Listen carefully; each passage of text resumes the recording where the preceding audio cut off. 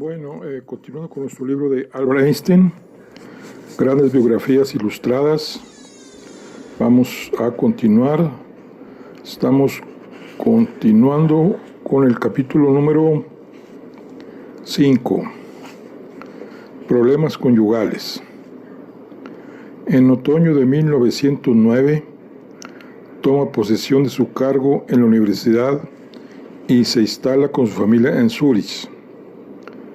A pesar de las desavenencias del matrimonio, Mileva está encantada con esta mudanza, ya que es la ciudad en la que ambos fueron estudiantes y en la que más le gustaba vivir. Sin embargo, a pesar de su posición social, ha experimentado un cambio sustancial. Su reconocimiento no supone un aumento de sus ingresos. El sueldo es prácticamente el mismo que el que tenía en Berna, y económicamente la familia no pasa por un buen momento, hasta tal punto que tienen que aceptar huéspedes en casa. Afortunadamente, en 1910, la Universidad de Zúrich concede 1.000 francos suizos más a Einstein. Su agotador horario laboral en la universidad, además de las investigaciones, incluía 7 horas de clase en diversos campos dentro de la física teórica, mecánica, termodinámica, electricidad y magnetismo. Su aspecto estrafalario y descuidado desconcertaba a sus alumnos, pero su método pedagógico les hacía sentir aprecio por él. Explicaba las cosas de tal manera que daba la impresión de estar descubriendo lo mismo que estaba exponiendo, haciendo partícipes a los alumnos de su entusiasmo, de tal manera que en ocasiones continuaban la clase después del horario habitual en un café cercano. Sin embargo, aunque interesante en un primer momento, este método no era el más adecuado para tratar un curso prolongado sobre el mismo tema, ya que resultaba agotador, mientras que en conferencias o congresos sus exposiciones resultaban absolutamente brillantes.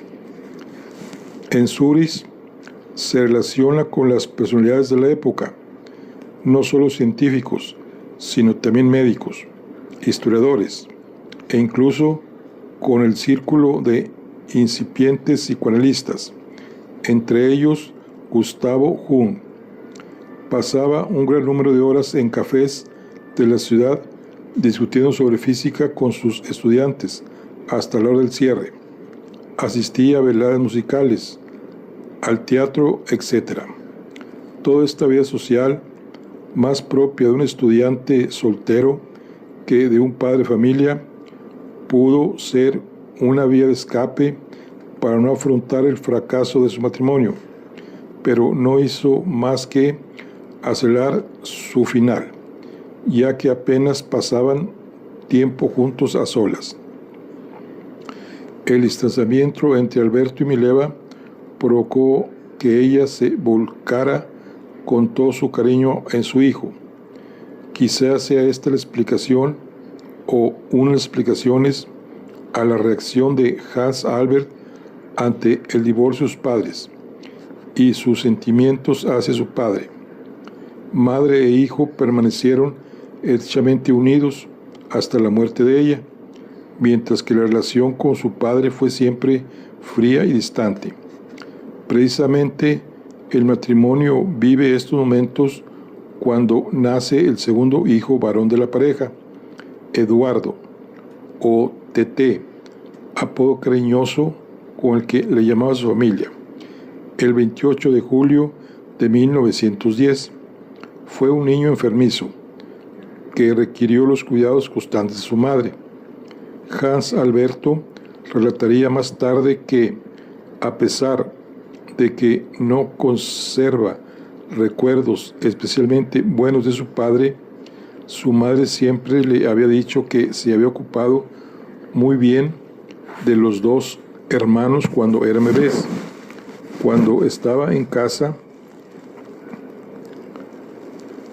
jugaba con ellos, les contaba cuentos y les tocaba el violín, según el testimonio de Mileva, y también de varios alumnos y ayudantes de Einstein que le visitaron en su casa de Zúrich.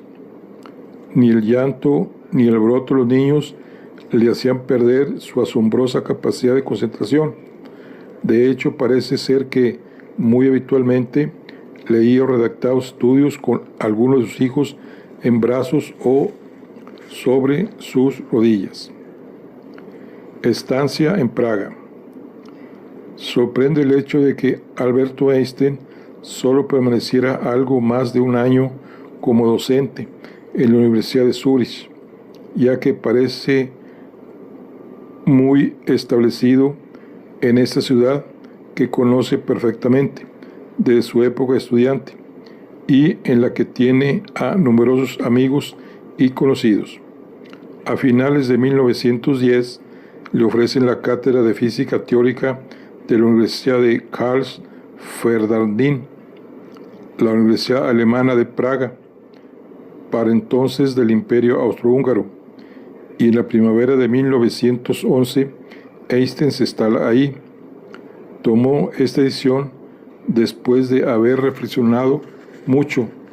La Universidad de Praga era mucho menos prestigiosa que la de Zúrich, y aunque el puesto de catedrático respondía a las aspiraciones de Einstein, lo cierto es que en Zúrich tenía bastantes probabilidades de ascender. Además, Mileva era bastante reticente a la idea de mudarse a la capital bohemia. Probablemente el motivo por el que decidió trasladarse a Praga fuera fundamentalmente económico, ya que el sueldo era bastante más alto que el que le pagaban en la Universidad de Zúrich, y como ya sabemos, su situación no era muy buena. En aquellos momentos, Praga vivía un momento político muy delicado. La tensión entre checos y alemanes era palpable, y para los checos Einstein es un alemán, situación que vive como una paradoja, ya que no se siente alemán más que por su lengua materna. Fue obligado a adoptar de nuevo la nacionalidad alemana para poder convertirse en profesor de la universidad, ya que su nombramiento le convertía en funcionario del imperio y los suizos no podían serlo. Al menos se le permitió mantener la nacionalidad suiza. A todos los efectos, la población checa vivía separada de la alemana. Cada uno de los dos grupos tenía una universidad y entre ellas no había ningún tipo de comunicación. Además de los conflictos entre checos y alemanes, en Praga la comunidad judía constituía un grupo social muy importante, pero marginado históricamente por los checos, y por otra parte por el creciente antisemitismo que se extendía entre la población alemana. Einstein se introduce en este grupo gracias a las veladas musicales celebradas en casa de Berta Fanta, que reunía los domingos en su casa a destacados miembros de la comunidad judía praguense para discutir sobre filosofía, ciencia y música. Ahí fue donde conoció a personalidades del mundo judío, como el famoso novelista Franz Kafka y el escritor Max Brod, que más tarde adoptaría la nacionalidad israelí. Brod es conocido sobre todo por publicar los trabajos inéditos de Kafka tras su muerte, contraviniendo sus deseos, ya que éste le había rogado que los quemara. En su novela La redención de Tycho Brahe, 1916, se basó en la figura de Einstein para crear el personaje de Johannes Kepler, con una caracterización muy reconocible. Los judíos praguenses, acosados por el nacionalismo germánico, encuentran posturas cada vez más cercanas al sionismo, movimiento político-religioso surgido a finales del siglo XIX, que propone la creación de un Estado de Israel en el territorio que ocupaba el antiguo pueblo judío y que entonces habitaban y siguen haciéndolo los musulmanes palestinos. Aunque Alberto en ese momento no se sentía especialmente atraído por los postulados sionistas, lo cierto es que al relacionarse con judíos y al estar este grupo viviendo una situación de opresión, empezó a crecer en él un sentimiento de pertenencia a una comunidad que hasta entonces no había tenido, aunque en su momento sospechara que algunas de las trabas que se habían puesto en un principio a su carrera en la Universidad Suiza estaban motivadas por el antisemitismo.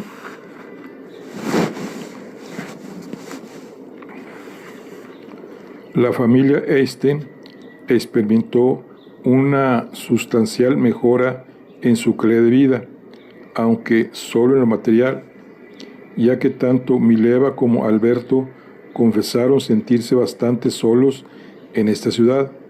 Se instalaron en un piso de 3 habitaciones de un edificio de estilo Ars Nouveau en el distrito de Smíchov, en la orilla izquierda del río Moldava.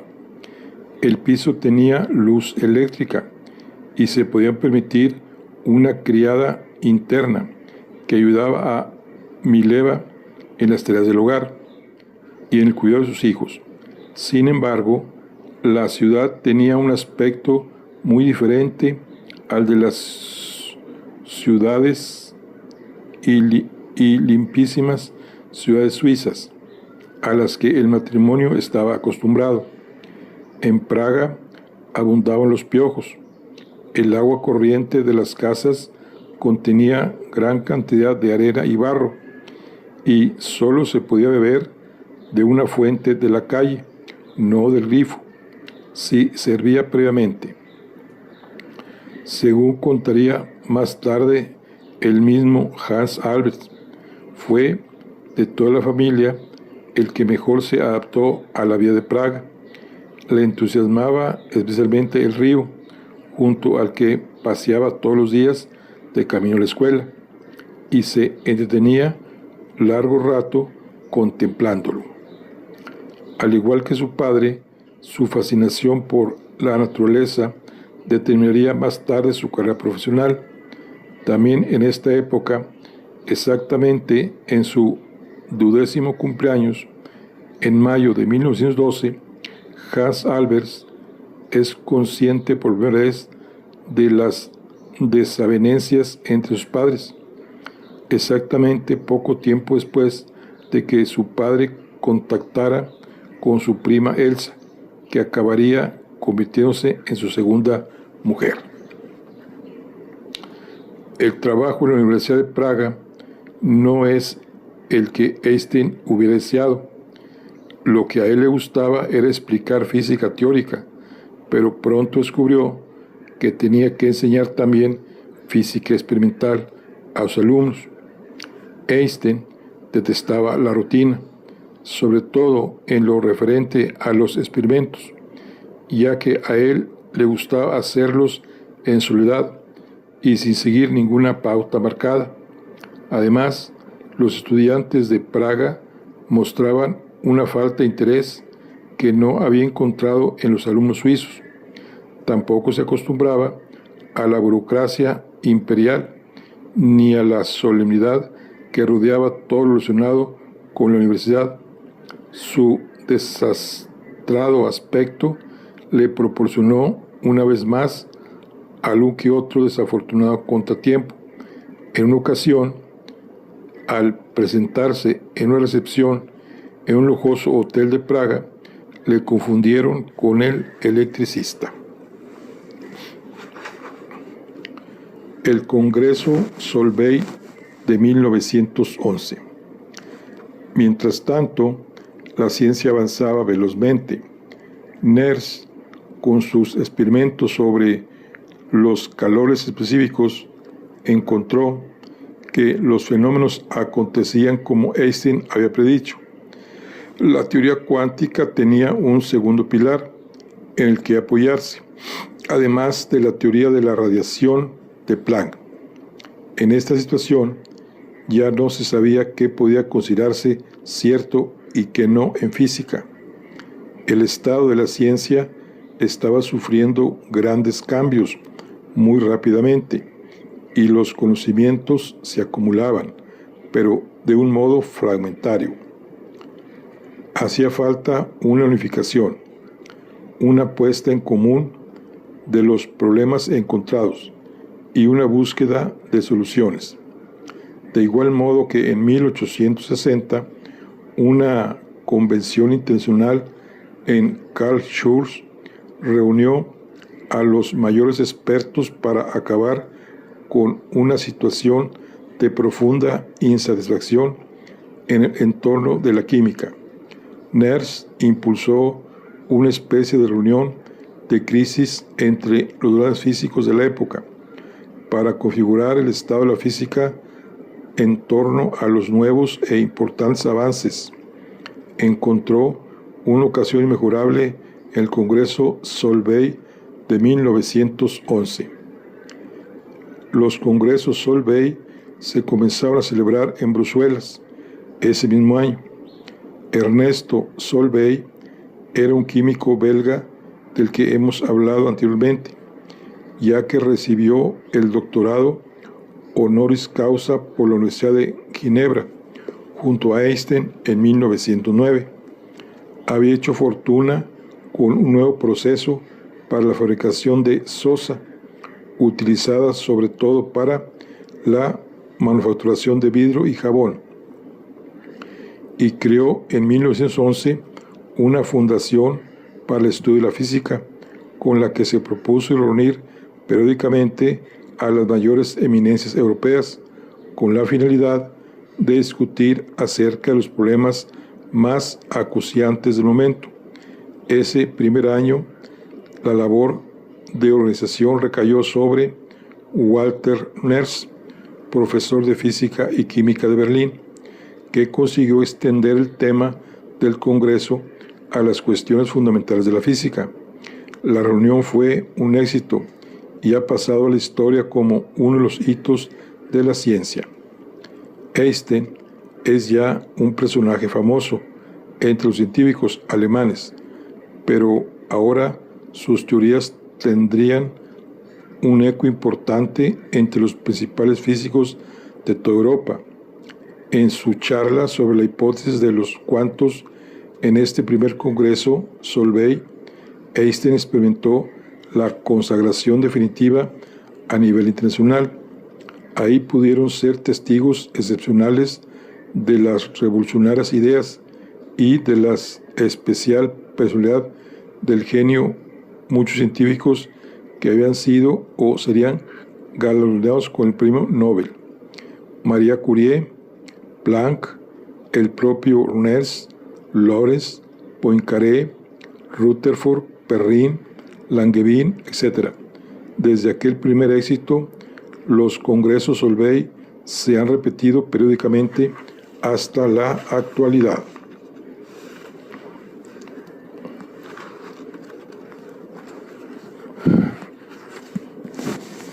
Durante el congreso, Einstein estableció una gran amistad con Lorentz, con el que ya se carteaba desde 1909, y también con Marie Curie, hasta tal punto que ese mismo año pasa las vacaciones con ella y sus hijas en Engadina, región situada en el cantón suizo de los Grisones, en la que se encuentra Saint Moritz, junto a Mileva y sus hijos. Más tarde En 1913, el matrimonio Einstein será invitado a su casa en París. Además de esta amistad personal, a los dos científicos les unían intereses comunes. Debemos recordar que Marie Curie no solo era química, sino también física. De hecho, se le concedió en el año de 1903 el Premio Nobel de Química, junto a su marido Pierre Curie, por el descubrimiento del uranio, el radio y el polonio, y sus estudios sobre las propiedades radiactivas de los elementos, y también precisamente en 1911 le fue otorgado el Nobel de Física. Para Einstein, estos días de trabajo intenso únicamente sirvieron para lamentarse de lo que quedaba por saber. Según él mismo, no escuchó nada que no se supiera ya, pero la impresión general era bien distinta. Los problemas generados por los nuevos avances afectaban a los verdaderos fundamentos de la física. Esa conciencia caló profundamente en los investigadores que se encargaron de difundir los resultados por toda la comunidad científica y académica. Niels Bohr y Louis de Broglie, en esos momentos jóvenes investigadores, estudiaron con detalle los documentos de la conferencia, tal como Neves deseaba. El debate del Congreso Solvay estimuló la evolución de la ciencia, centrando el interés de muchos científicos hacia el problema cuántico. Mientras la mayor parte de los colegas de Einstein se daban cuenta de la importancia de profundizar en los misterios cuánticos, él le dio la espalda a la cuestión y se encerró en lo que verdaderamente le preocupaba, la gravitación. Evolución de la relatividad. Ese mismo año, de 1911, le sirvió a Einstein para publicar el último artículo matemáticamente sencillo relacionado con la gravedad. Su título era Influencia de la gravedad en la propagación de la luz, y supone un punto intermedio entre los artículos de 1905 y la formulación final de la teoría de la relatividad general en 1916. La complejidad matemática de los artículos de Einstein iba creciendo paulatinamente, por lo que aquí daremos explicaciones poco detalladas de sus contenidos. A algunos de los contemporáneos de Einstein le resultaba completamente imposible seguir sus razonamientos físico-matemáticos. En una ocasión, un periodista le preguntó a Sir Arthur Eddington, que estaba muy al corriente de su desarrollo teórico y experimental, si era verdad que únicamente 3 personas comprendían realmente la teoría de la relatividad general. Se dice que Eddington, después de una pausa, contestó: ¿quién es el tercero? Este artículo interesante, por lo que tiene de informativo sobre la evolución del pensamiento de Einstein, trata de explicar la vieja teoría de la gravitación de Newton, aportando nuevos elementos que forman un conjunto sin una consistencia global. Algunos de estos conceptos fueron recuperados para la teoría final, por lo que podemos hacernos una idea de cómo se gestó la estructura conjunta en la cabeza de Einstein a lo largo de los años. Una cabeza llena de tensiones y dificultades, una impresión muy diferente a la que nos deja la teoría final, sencilla y perfectamente equilibrada. El principal argumento que aporta en esta ocasión es el principio de equivalencia, mediante el que explica la imposibilidad de distinguir entre un sistema acelerado y otro en reposo, pero sometido a un campo gravitatorio. Es este un principio de relatividad extendido, más allá del movimiento uniforme, con un carácter nuevo, pero sobre él volveremos un poco más adelante. Otra de las novedades que introducía el artículo era la sugerencia de que la gravedad debía afectar a la luz. La luz tenía por tanto una masa gravitatoria. Einstein realizó los cálculos ajeno a toda experiencia, teniendo en cuenta la ley de Newton, lo cual lo condujo a ciertos errores. Posteriormente, con el desarrollo de una teoría de la gravitación nueva, pudo corregirlos y acercarlos a la realidad. Elsa Lowenthal. Durante la Pascua del año 1912 se produjo el reencuentro entre Alberto y su prima Elsa. Einstein viajó a Berlín con la intención de visitar a varios científicos, pero lo cierto es que pasó la mayor parte del tiempo con su familia y con Elsa. Al volver a Praga, comenzó entre ellos una relación epistolar que se mantendría hasta 2 años después. Solo nos han llegado las cartas escritas por él, ya que las cartas de Elsa, que mandaba a su trabajo, en lugar de enviarlas a su casa, eran destruidas por Einstein para evitar las sospechas de Mileva. Ya en su primera carta, fechada el 30 de abril de 1912, Alberto declaraba su amor a Elsa y le hacía partícipe de la situación en que se encontraba su matrimonio. En las siguientes manifestó sus dudas sobre si seguir adelante con esta relación o no. Elsa era prima carnal por parte de madre. Su madre, Fanny, era hermana de la madre de Einstein. Su madre, Fanny, era hermana de la madre de Einstein y prima segunda por parte de padre.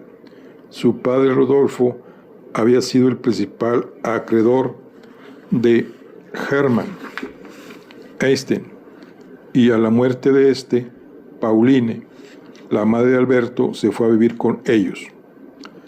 Rodolfo era un hombre rico y en aquellos tiempos de guerra su familia no sufre ningún tipo de carencias materiales ni de alimentos. Elsa, al igual que Mileva, era algo mayor que Einstein, exactamente 3 años, en el momento del reencuentro con Einstein. Ella tiene 40 años. Ambos habían compartido muy buenos momentos siendo niños. El primer marido de Elsa, Max Lowenthal, a pesar de que en muchas biografías se afirma que Elsa era viuda, no había muerto. En realidad estaban divorciados desde 1908. Este matrimonio tuvo 2 hijas, Ilse y Margot, que en el año de 1912 tienen 17 y 15 años, respectivamente. Después del divorcio, Elsa se trasladó con ellas a Berlín, a un piso situado justo sobre el de sus padres. Ahí daba clases de declamación para ganar algo de dinero. Era una mujer baja y algo rechoncha. Tenía el cabello rubio y los ojos azules. Era muy miope y por coquetería se negaba a utilizar gafas habitualmente. Al igual que Alberto, aunque probablemente no tanto como él, era descuidada en su aspecto, y en la mayoría de las fotos de la pareja aparecen los dos con el pelo totalmente despeinado. De hecho, los dos presentaban un semblante bastante parecido que se acentuaría al pasar los años. Así, a pesar de ser atractiva, al menos así lo consideraban aquellos que la conocieron, en ocasiones ofrecía un aspecto ridículo, acrecentado por las confusiones a las que le llevaba su miopía. Se dice que en una recepción confundió una orquídea con la ensalada y comenzó a cortarla con los cubiertos. Breve estancia en Zúrich.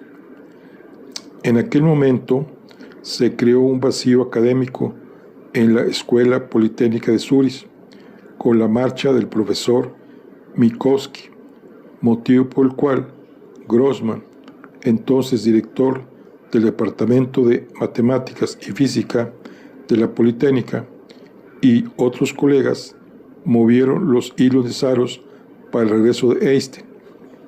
El sustituto del profesor Weber, Pirry Weiss, solicitó a Marie Curie, Planck y Poincaré que enviasen informes sobre el candidato a las autoridades federales, recibiendo de todos ellos un informe muy positivo. Así, consigue sin ninguna dificultad volver a Zúrich para comenzar a enseñar de nuevo en el otoño de 1912. No fue la única oferta que tuvo. De hecho, le reclamaron también de las universidades de Utrecht, Berlín, Viena y Leiden. Y fue el propio Lorenz quien propuso a Einstein como el relevo para su cátedra en Leiden, pero ante su negativa, la elección recayó en Erfest. Es extraño que acabara rechazando una propuesta de una persona a la que respetaba tantísimo y a la que consideraba un ídolo. Quizá el hecho de volver a Zúrich fuera una de las últimas decisiones que dejó en manos de Mileva, ya que ella era la principal interesada en volver a esta ciudad, y no deja de sorprender el hecho de que una vez formalizado el contrato ahí, Einstein continuará manteniendo contacto con las universidades de Berlín o Utrecht. Antes de su partida, recibe en Praga la visita de Ehrenfest, físico interesado en sus teorías, y traba gran amistad. Ya habían establecido contacto anteriormente y compartían cierta complicidad espiritual. Einstein intenta que sea su sucesor en Praga. Conocedor de las depresiones que asolan a Ehrenfest, cuando es consciente de sus limitaciones en el vasto conocimiento de la física, no pudo ayudarle. Las dificultades eran grandes para las personas que, al igual que Einstein, no declaraba su confesión religiosa. El sustituto de Einstein en Praga fue P. Franks, un positivista convencido. Nada más entrar en la facultad, sintió la sombra de un Einstein que ya no estaba. El decano le dijo con gran seriedad: en su asignatura solo le pedimos una cosa, que sea un hombre medio normal. En otoño de 1912, la familia Einstein se instaló de nuevo en Zúrich. Según contaría más tarde Hans Albert, durante las primeras semanas de estancia en Zúrich, su padre parecía completamente feliz y recordaba que pasaba mucho tiempo jugando con él y su hermano Eduardo cuando volvía del trabajo de la universidad, aunque pronto quedaría absorto en sus investigaciones. Durante el invierno de 1912 y los primeros meses del año siguiente, el matrimonio Einstein acudió con frecuencia a las veladas musicales que organizaba un profesor de la Politécnica, Adolfo Hurwitz. Surgió una amistad entre las esposas de los profesores, y Lisbeth, mujer de Hurwitz, relataría más tarde que Mileva sufría dolores reumáticos y tenía muy mala salud. Pero no solo nos dejó ese testimonio, también cuenta que en una ocasión el matrimonio no acudió a unas veladas, aduciendo una vaga excusa. Al día siguiente, Lisbeth visitó a Mileva y al encontrarla con la cara hinchada, sospechó que Alberto le había pegado. Lo cierto es que se aventura que en los documentos relativos al divorcio de Alberto y Mileva aparece alguna referencia a los malos tratos, pero desgraciadamente solo podemos hacer conjeturas, ya que estos documentos se encuentran actualmente en la Universidad Hebrea de Jerusalén y no es posible acceder a ellos. es uno de los polémicos misterios que continúan rodeando a la figura de Alberto Einstein en relación a su matrimonio con Mileva Maric.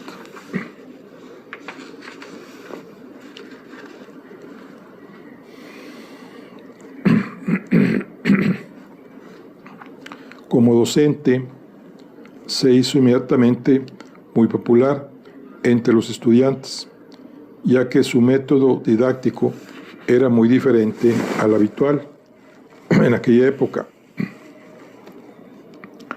Era un profesor comunicativo, cercano y amable, que no abandonaba el sentido del humor en sus explicaciones y animaba a los alumnos a hacer cualquier tipo de preguntas para aclarar las dudas que pudieran tener.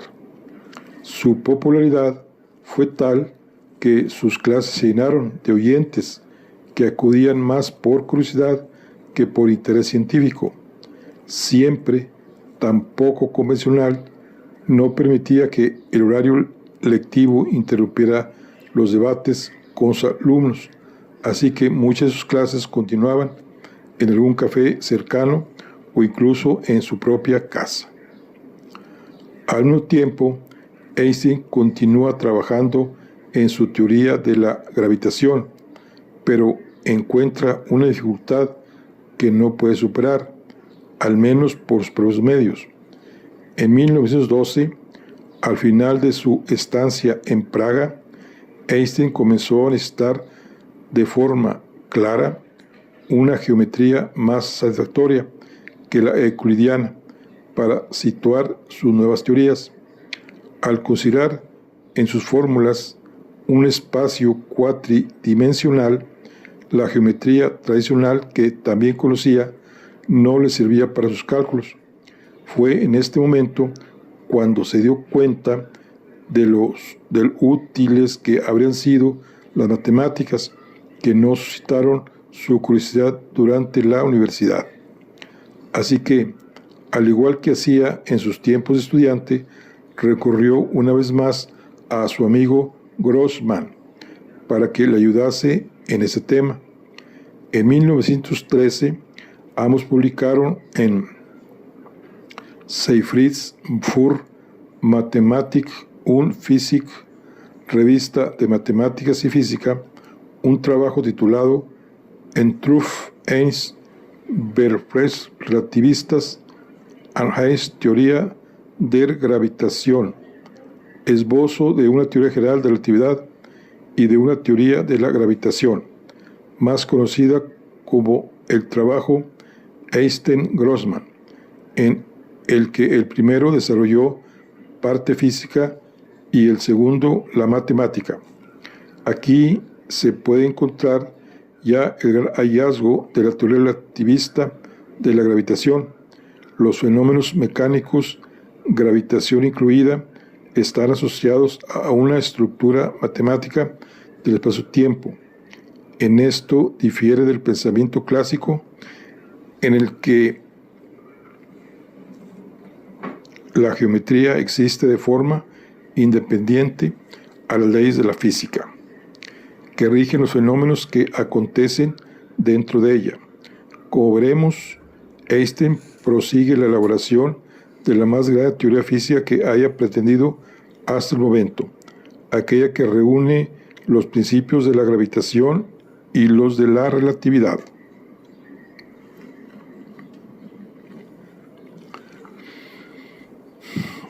Traslado a Berlín.